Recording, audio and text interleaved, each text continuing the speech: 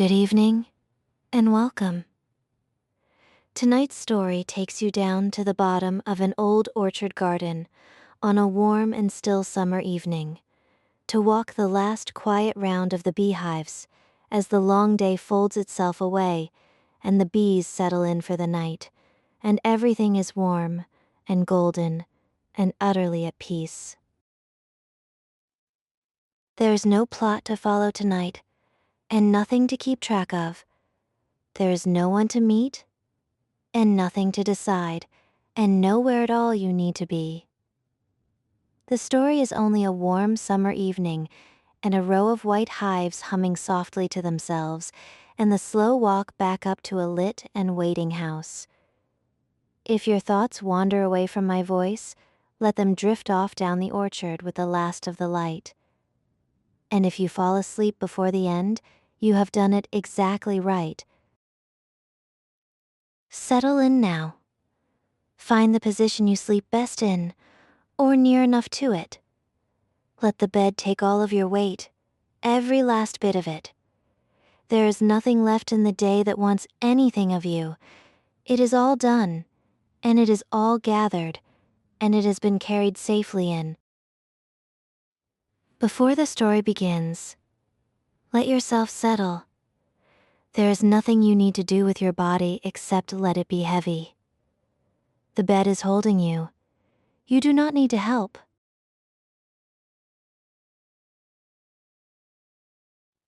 Take a slow breath in through your nose, gentle and unhurried. Hold it for a moment, soft at the top, and let it go, slowly, all the way out, a little longer than the breath that came in.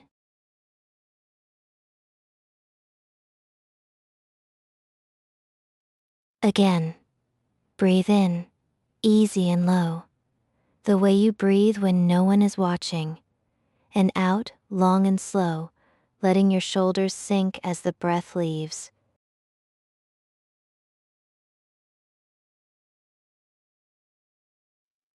One more.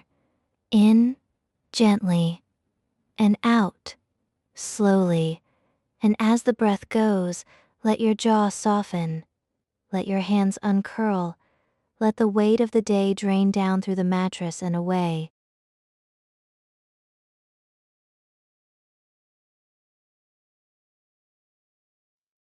Now let your breathing find its own pace. You do not need to guide it anymore. It knows what to do. It has always known. Every breath from here is one step further into rest.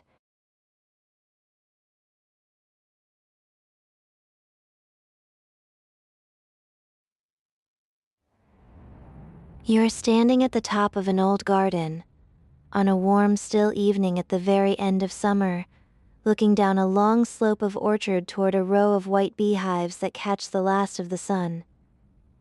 The day has been a kind one, warm and slow and full of light, and now it is letting go of itself by soft degrees, the way the best days do, in no haste at all to be over. The sun has gone low and round and gold behind the trees, and it lies along the grass in long warm bars, and you have come down to make the last round of the hives before the dark, the small gentle work that ends every summer day. You have come out through the garden gate at the top of the slope, the old wooden gate that has hung there longer than you have known it, its gray boards gone soft and silvery with the weather of many summers. The latch of it is a smooth-worn thing, warm from the day, and it lifts under your thumb with a small familiar click and falls again behind you, and that little sound is the sound of the evening beginning, the same as it has been 1,000 times before. You stand a moment with your hand still on the top bar of the gate, looking down, letting your eyes go slow and easy over the whole gold length of the garden falling away below you, and there is nowhere in the world you would rather be than just here, at just this hour, at the gentle close of just this day. The orchard runs down the slope in front of you. Old apple trees and a few pears, their branches heavy and low and dark with leaf, and the light comes through them sideways now, thick and gold as honey, turning every leaf to a small lit thing. The grass underfoot is long and warm and dry, gone to seed in the easy way of late summer, and it brushes soft against your legs as you walk, still holding the whole day's heat in it, giving it back slowly up into the evening air. Here and there among the long grass the heads of the late flowers stand still and heavy, the last of the clover gone pale, a drift of yarrow, a few tall daisies folding their petals in for the night, and the whole slope hums faintly to itself, low and warm, as if the ground itself were drowsy and content. The path down through the orchard is a soft, worn way through the grass, a pale track beaten smooth by years of exactly this slow evening walk, and your feet find it without your looking, the way they always do.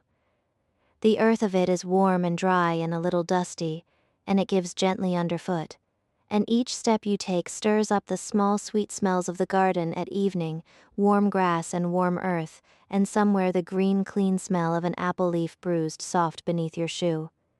You go down slow and easy with all the evening before you, and nothing pressing at your back, and the light walks down the slope along with you, lying gold across the way ahead.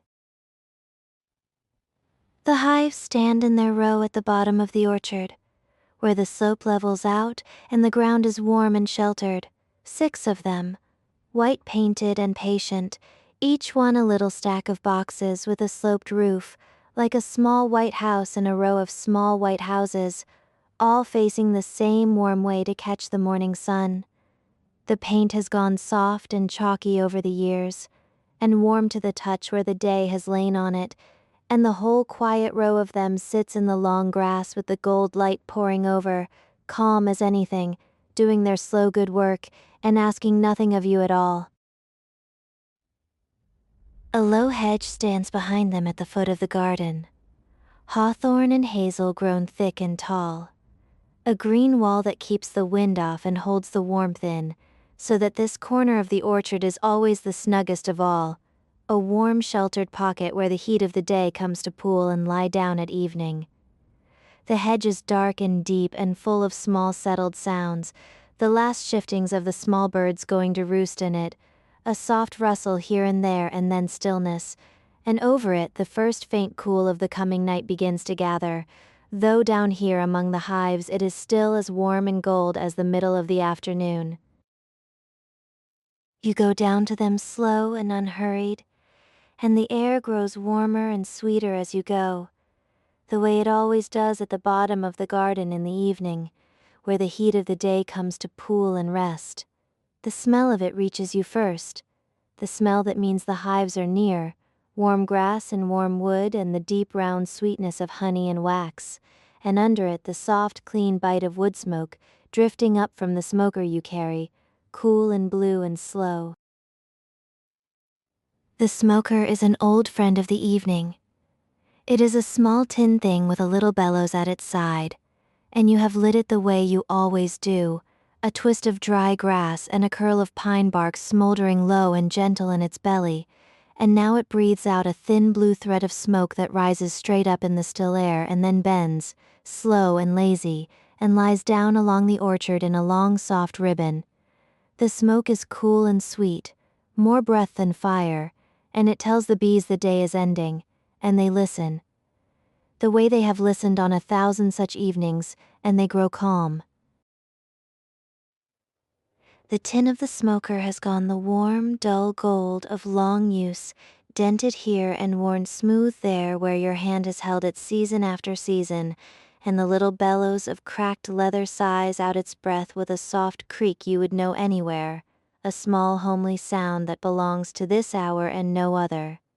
You give the bellows a slow squeeze and feel it fill again under your fingers, soft and yielding, and the smoke comes out cool against the back of your hand, and you carry it down among the hives the way you might carry a candle through a quiet house, shielding the small flame of the evening in your 2 hands. You give the first hive the gentlest puff of it, a slow squeeze of the bellows at the little doorway along its foot, and the cool smoke drifts in among the bees, and they take it for the smell of evening and go quiet and content, and turn their small minds to the gathering in of the day. There is no need to open anything tonight. The round is not for working.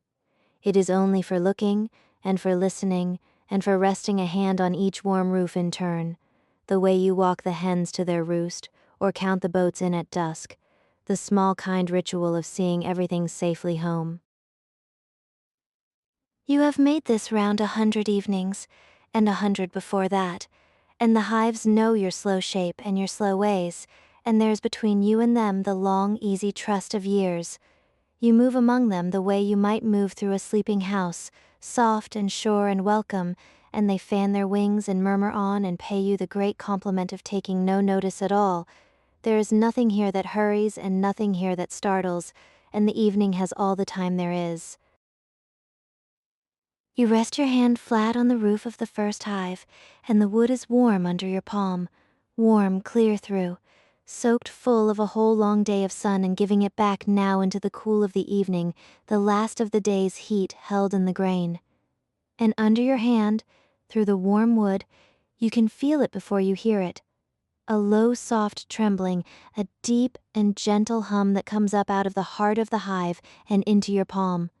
The sound of 10,000 small wings moving slow and easy in the dark within. That is the sound of the bees settling for the night.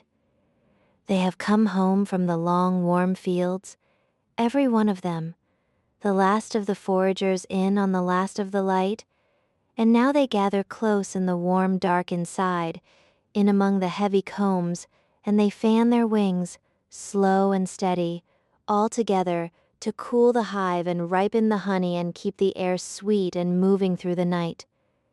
It is a sound with no edges to it, round and full and endlessly patient, rising and falling so gently you could not say where it begins, a great soft contented murmur, the hive breathing in its sleep. You know, without needing to look, the shape of the warm world inside that wall of wood, for you have looked 100 times in the bright of other days, and the knowing of it is a comfort under your resting hand. You know the combs hung in their long even rows, pale gold and deep amber and the soft brown of old wax, each cell a small perfect room filled and capped and sealed, the whole hive a great warm honeyed house of countless little rooms. You know the deep middle of it, the warmest place of all, where the bees hang close together in a soft living curtain, and somewhere at the heart of them the queen, slow and unhurried, moving among her thousands, and all of it wrapped in the dark and the warmth and the low endless hum, snug as anything the whole night through. You stand a while with your hand on the warm roof, just listening, the way you do every evening, and the hum comes up through your palm and along your arm, and seems to settle something in your own chest, slow it, soften it, set it humming low and content along with the hive. There is no kinder sound in all the summer garden than a hive at peace at the end of the day, thousands of small lives gathered safe and warm and busy in the dark, wanting nothing, fearing nothing, only going gently about the oldest work there is, turning the long gold day into something sweet to keep. The bees move about you in the warm air as you stand, a few late ones still drifting home, slow and heavy and golden in the low light, weaving their lazy way to the little doorways and in. They pay you no mind at all. You are only part of the evening to them, a warm, still shape among the warm, still trees, no more troubling than the apple boughs or the long grass or the gold of the sinking sun. They drift in, and they fold their wings, and they join the great soft hum, and the row of hives murmurs on, low and even settling and settling into the night. At the foot of the first hive, on a flat gray stone you set there long ago, there is a shallow tin dish of water you fill for them each morning, and a few of the late bees have come down to it now before bed, to drink.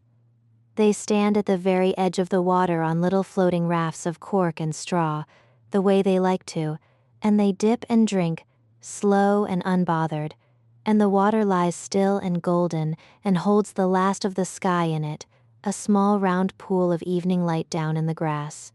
You watch them drink their fill and lift away one by one, light and slow, up to the warm doorways and in, and the dish goes still again, a little pane of gold among the green. You crouch down then, slow and easy on your knees in the warm grass before the doorway of the hive, the way you have crouched 1,000 evenings, and you bring your face close to the little landing board at the foot of it and watch the last of the day's comings and goings. The board is worn pale and smooth with the small soft traffic of all the summer's feet, and warm still from the sun, and the late bees come down onto it heavy and slow and stand a moment to gather themselves before they go in, their gold sides moving with their breathing. A few stand quiet at the very lip of the doorway, fanning their wings in the warm dusk, turning the sweet air of the day into the hive and the spent air of the hive out into the night.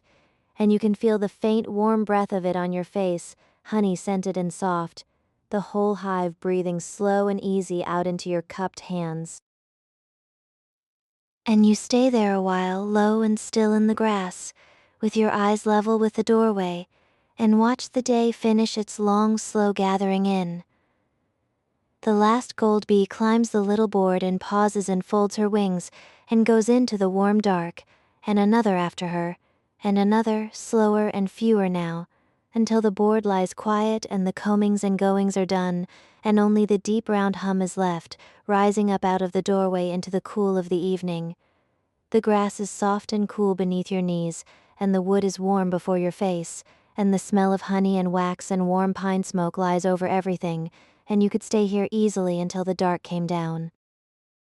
One of the late ones comes to rest a moment on the back of your hand, light as a fallen petal, its small weight no weight at all, its legs dusted gold with the last of the day's pollen from some far warm field of clover.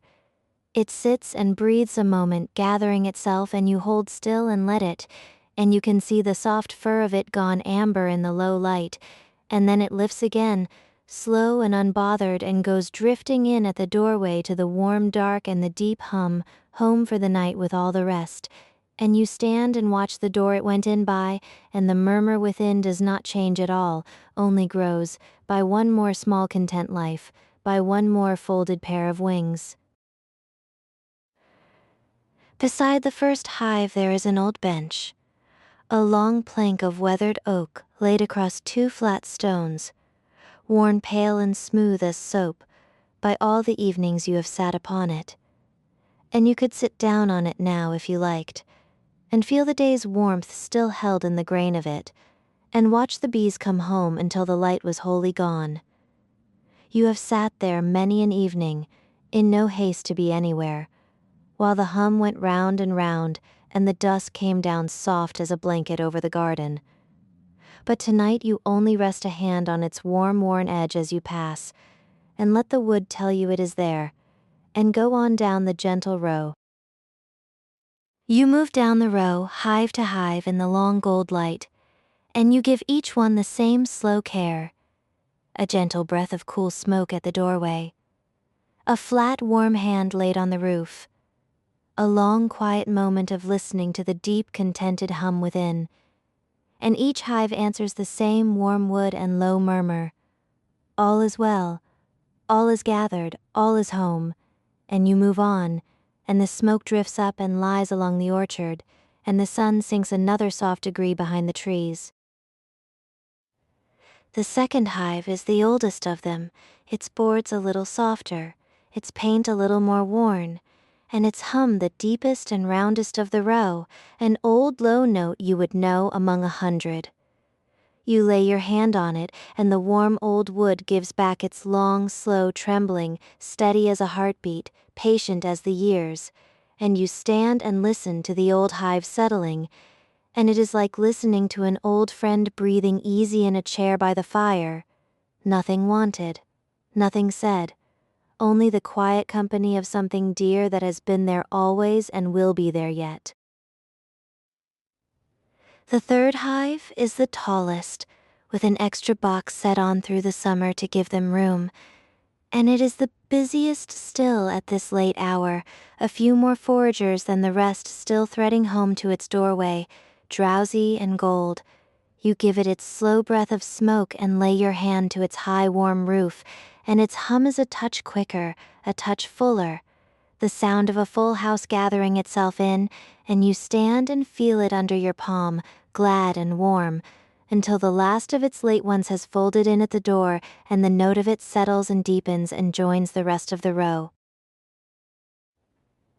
The fourth and the fifth stand close together, two quiet sisters, their hums twined so soft, and even you can hardly tell the one from the other, a single round murmur rising up between them into the dusk. You stand a moment in the warm air between the two of them, a hand laid light on each warm roof at once, and let the two gentle hums come up through your two palms together and meet somewhere in your chest and settle there low and even and kind, the whole still evening humming quietly through you. And between the hives the grass is long and warm and still, and the dropped apples lie here and there in it. The early wind falls, small and green and sweet-smelling, half hidden in the seed heads, and one or two late bees crawl slow across them in the last light, drinking the sweetness where the skin has split. The clover grows thick at the foot of the row, the bees' own pasture, its round pale heads gone soft and drowsy now, folding for the night, and the whole low warm corner of the garden smells of it, green and honeyed and deep, the very smell that fills the combs in the warm dark within. You stand among it all, slow and easy, and breathe it in, and it is the breath of the whole long summer gathered into one warm evening lungful, and you let it out again into the dusk, slow, and the hives breathe with you low and round. And as you stand between the hives, the whole row hums on around you, 6 deep soft notes laid one beside another, each a little different, each a little the same, and together they make a single round murmur that fills the warm corner of the garden and rises up through the apple boughs into the dusk. It is the sound the orchard makes at the end of a summer day, this low good hum, and you have known it all your years here, and it asks nothing of you and means nothing but peace. You stand in the middle of it the way you might stand in the middle of a slow river, the warm sound moving past you and around you and through you, and you let it carry the last of the day off downstream, and you grow as still and content as the hives themselves. The light has gone from gold to a deeper amber now, and it pools thick in the long grass and along the white sides of the hives and in the dust of the warm air, and the orchard is full of the small sounds of a summer evening coming gently to its close. The murmur of the hives low and round, the last of the day's insects a soft thread of hum out in the long grass here and gone, a wood pigeon somewhere up the garden, far off and drowsy, saying its 5 soft notes over and over and trailing away into nothing, the whole green world winding slowly down toward the dark and meaning you nothing but peace. The dew is beginning to come now, the first faint cool of it settling soft on the long grass and along the white roofs of the hives, and the smell of the evening deepens with it, greener and cooler and sweeter, the smell of a garden breathing out the day. A first pale moth lifts up out of the grass and goes drifting by, slow and silent, soft as a flake of ash, off toward the pale flowers along the hedge, and you watch it go without a thought, and it folds itself away into the dusk and is gone. High up over the orchard the sky has gone the color of a ripe peach, gold below and a deep soft blue above, and the warm air holds it all, and holds you in it too. You come to the last hive in the row, and you give it the last slow breath of smoke, and lay your hand a last time on the warm white roof, and stand and listen to its deep good murmur, and then there is nothing more to do, the round is done, everything is gathered, everything is home. The smoker breathes its last thin curl of blue, and you set it down in the cool grass to go out on its own, the way it always does, and the smell of it lingers sweet and clean on the still warm air. You straighten up, slow, and look back along the row in the fading light. 6 white hives in the long gold grass, each one humming low and content to itself, settling deeper into the warm dark with every passing breath. The sun is nearly down now, only a last warm rind of it left behind the trees, and the orchard is going soft and blue at its edges, the shapes of the apple boughs blurring gently into the dusk, and still the hives murmur on, warm and even, the sound of the whole garden going safely to sleep. You stand there a long quiet moment at the foot of the orchard, with the row of hives before you and the dark hedge behind, and let the evening hold you, and let the hum hold you, and there is nothing at all that needs your doing. The work is done and was hardly work, only the gentle seeing home of all these small good lives, the laying of a warm hand on each warm roof in turn. The whole of the day is gathered in now, every last bee of it, every last drop of the gold afternoon turned to honey and sealed away warm in the dark, and there is nothing left out, and nothing left undone, and you feel the deep ease of that settle over you like a soft cloth laid down. Then you turn, in your own time, and begin the slow walk back up the orchard toward the house. The grass is cool now along the lower ground, and still warm higher up, and it brushes soft against you as you climb. And the warm, sweet smell of the hives fades gently behind you, honey and wax and the last clean breath of smoke, until it is only the smell of warm grass and summer dusk, and the orchard breathing out the day. The house stands at the top of the garden with its windows lit, low and gold and waiting, a warm square of lamplight at the head of the dark slope, and you walk up toward it through the long blue dusk, with the whole quiet evening at your back. The path is soft underfoot, worn smooth by years of exactly this, the same slow walk up at the close of the same warm day, and your feet know the way of it and climb without your thinking, and your thoughts go slow and easy, settling like the bees. You go up past the old apple trees one by one, and each one breathes its own warm green breath at you as you pass, the small hard fruit already setting along the boughs, no bigger than a thumb hidden in the leaves and ripening slow and secret all through the long warm weeks to come. You rest a hand a moment on the trunk of the oldest of them as you go by, the way you always do, and the bark is rough and warm and deeply familiar under your palm, and the great old tree stands easy in the dusk, full of leaf and full of evening, breathing out the day along with all the rest of the green and growing world. Up in the boughs of it a blackbird sings its evensong, slow and clear and liquid, a few soft falling notes and then a quiet, and then a few more, in no haste at all, singing the day down the way it has sung it down all summer long. You stop a moment under the tree to listen, and the song comes down to you through the leaves, cool and pure and unbothered, and trails off into the gathering dusk, and you stand and wait for the next of it, and it comes, and then the quiet comes after, longer now and longer, the bird settling on its branch and folding the song away for the night, and you go on up the path, slow, with the last soft notes of it following you, and the hum of the hives behind that, and the whole warm garden singing itself gently to sleep. You go up past the row of beans gone tall on their canes, dark and heavy and still in the blue light, their leaves hanging quiet, their pods filling slow and secret in the dark, and the canes lean their patient lean against the sky. You go up past the herb bed by the path, warm and fragrant in the dusk, mint and thyme, and a low gray lavender giving up their clean sweet smells into the cooling air as your sleeve brushes by, and the smell of the crushed mint comes up cool and green and lovely, and the lavender after it, dusty and soft and sweet, the whole bed breathing out its evening fragrance into the dark.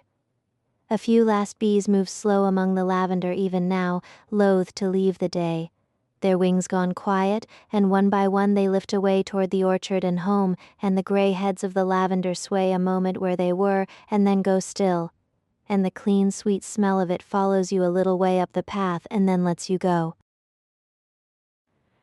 You go up past the old watering can left tilted by the path where you set it this morning, its tin gone dull and silver in the dusk, a little of the day's rain, or the morning's dew still bright in the cup of it.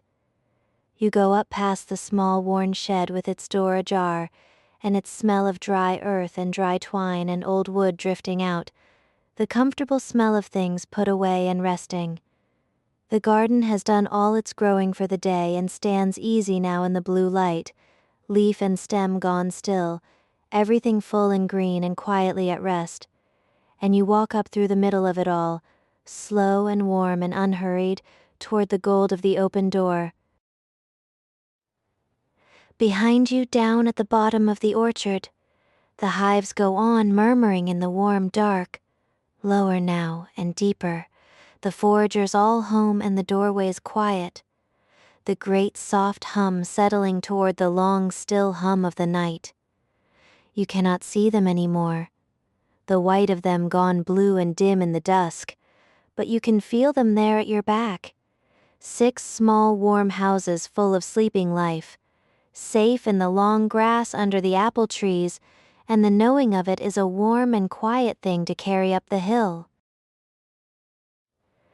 The first stars are coming out over the orchard now, faint and slow in a sky still pale with the last of the day, and the air has gone soft and cool and sweet, and somewhere a late bird gives one drowsy note and thinks better of it. The long summer dusk lies over everything, gentle and wide and warm and in no haste to become the night, and you climb up through it toward the lit house, slow and easy, with nothing left to do. A bat comes out over the garden now, soft and small and silent, and turns its slow circles in the warm air above the orchard, and you stop a moment on the path and watch it weave its quiet way against the deepening sky, round and round, easy and untroubled, a small dark thread stitching the dusk together.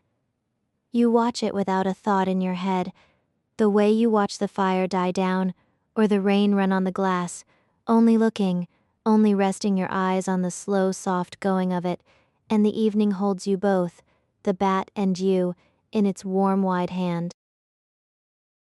The grass along the higher slope is still warm from the day, and gives off its dry, sweet smell as you climb, and the path turns pale and clear ahead of you in the last of the light, leading you up.